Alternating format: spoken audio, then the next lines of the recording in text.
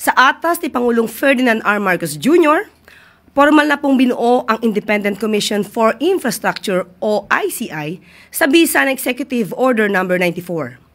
Ang layunin ng komisyon, ito ay magsasagawa ng malalim at walang kinikilingang investigasyon sa mga ulat ng katiwalian, maling paggamit ng pondo at irregularidad sa mga flood control at iba pang proyektong pang-infrastruktura ng pamahalaan sa nakalipas na 10 taon.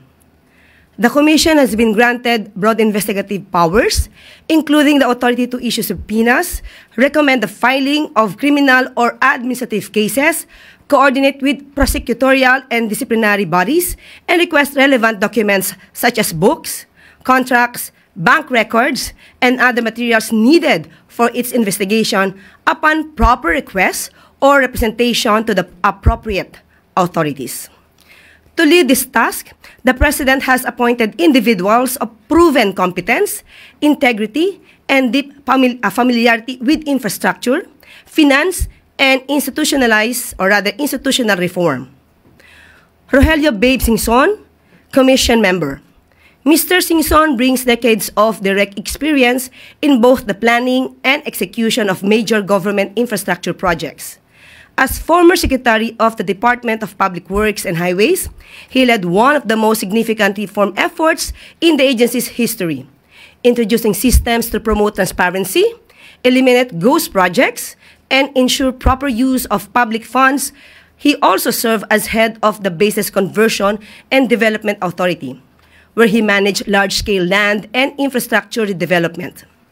His technical understanding of how projects are designed, procured, and implemented will be essential to this Commission's work.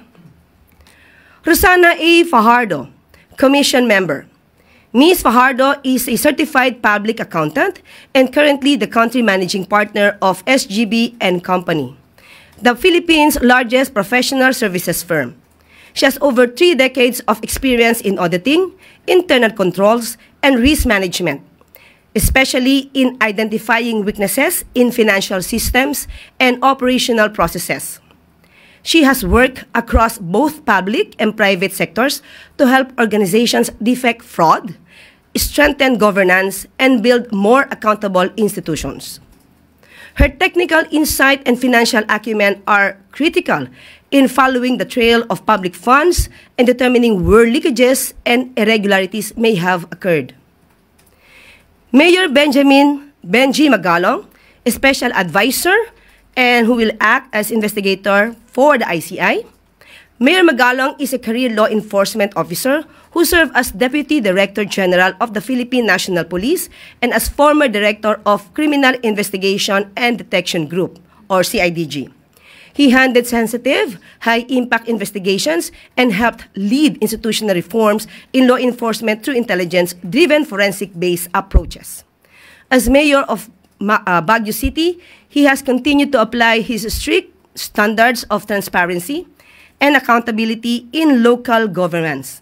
His experience in leading difficult investigations, uncovering internal wrongdoing, and enforcing compliance makes him a strong asset to this commission.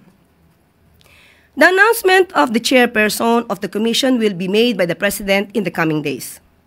Voluntaryo ang pagtanggap nila sa tungkulin na ito. Hindi sila hinihirang para ipagtanggol ang sistema kundi para harapin ito. Bawat isa sa kanila ay may mahabang karanasan sa pagtukoy ng mga problema sa loob ng mga institusyon at sa pagpapatupad ng mga reforma sa malalaking organisasyon. At pinakamahalaga sa lahat, wala ni isa sa kanila ang konektado sa anumang ahensya o kontratistang iniimbestigahan. Karapatan ng publiko ang magkaroon ng isang tunay na independent commission.